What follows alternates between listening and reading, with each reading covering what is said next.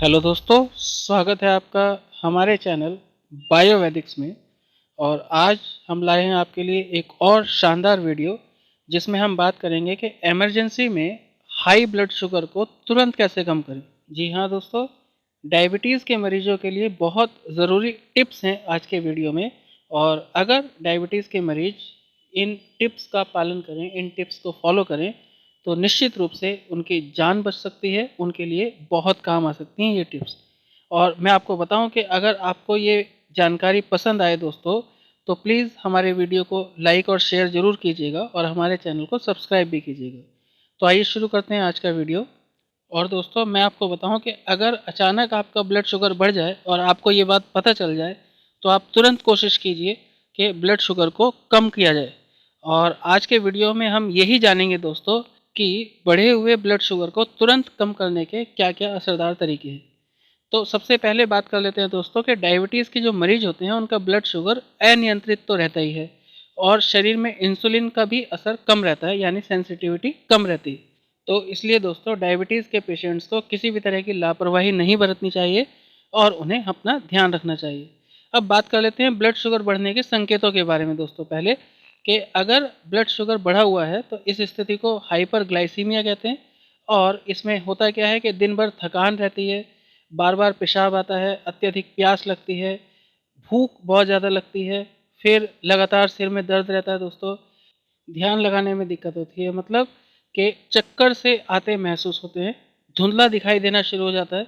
और आप समझ जाइए कि अगर ये लक्षण हैं तो आपका ब्लड शुगर बढ़ा हुआ है।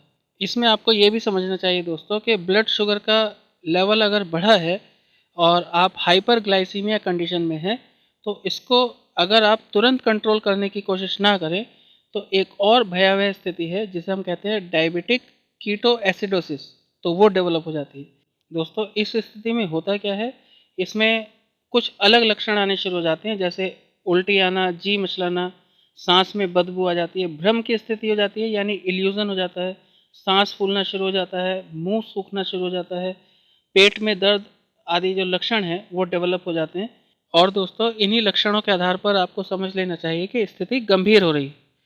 तो दोस्तों, अब जान लेते हैं डायबिटीज़ की रेंज क्या है, यानी नॉर्मल वैल्यू क्या है, डायबिटिक वैल्यू क्या है और कीटो एसिडोसिस की वैल्यू क्या है।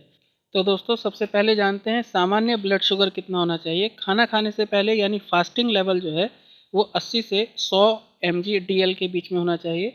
जबकि खाने के बाद वाली जो रीडिंग है वो 120 से 140 के बीच में होनी चाहिए। फिर आगे बात करें कि हाइपरग्लाइसीमिया कंडीशन में, यानी ब्लड शुगर बढ़ गया और आप डायबिटिक हो गए, तो वो रेंज क्या है WHO के अनुसार कि फास्टिंग शुगर 126 से ज़्यादा और खाने के बाद वाली शुगर यानी पीपी शुगर जो है वो 200 से ज़्यादा अगर है, तो आप हाइपरग्लाइसीमिया कंडीशन में आ गए हैं। फिर दोस्तों, बात करते हैं अगली स्टेज की, यानी डायबिटिक कीटो एसिडोसिस की, DKA भी बोलते हैं इसे। और इसमें फास्टिंग शुगर लेवल 200 से ज़्यादा अगर है तो, और खाने के बाद वाली यानी पीपी शुगर 300 से ज़्यादा है, तो आप इस स्थिति में हैं। तो दोस्तों, ये एक खतरनाक स्थिति है और इस स्थिति से आपको तुरंत बाहर निकलना पड़ेगा, यानी कीटो एसिडोसिस कंडीशन से आपको तुरंत बाहर आना है। तो आप इस इमरजेंसी में तुरंत कैसे अपना ब्लड शुगर लेवल कम करेंगे, तो इसके लिए आप समझिए कि अगर आप इंसुलिन इंजेक्शन का इस्तेमाल करते हैं, तो बिना देर किए सबसे पहले इंसुलिन इंजेक्शन लीजिए और बाकी काम इसके बाद। अब आप इंसुलिन इंजेक्शन के अलावा क्या-क्या कर सकते हैं, इसके बारे में बात करते हैं। तो दोस्तों, आपको समझना चाहिए कि सबसे पहला काम आप क्या कीजिए कि खूब सारा पानी पीजिए। यानी हाइपरग्लाइसीमिया कंडीशन में प्यास ज़्यादा लगती है और आप पर्याप्त मात्रा में पानी का सेवन करें। इससे होगा क्या कि शरीर में मौजूद अत्यधिक ग्लूकोज़ जो है वो पेशाब के रास्ते बाहर निकल जाएगा, तो ये बहुत ज़रूरी है।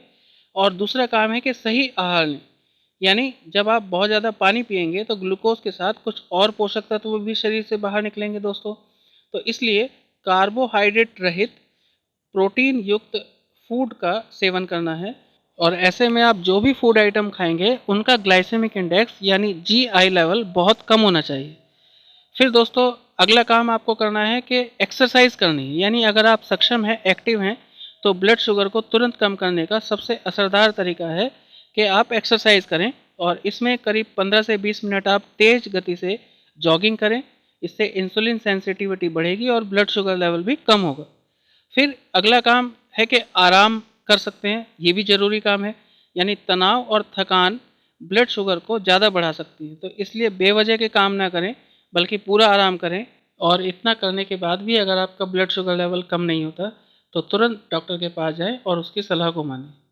तो दोस्तों, वीडियो देखने के लिए धन्यवाद। और अगर आपको ये जानकारी पसंद आई हो तो प्लीज़ इसे लाइक और शेयर ज़रूर कीजिएगा और हमारे चैनल को सब्सक्राइब भी कीजिएगा। Thank you very much.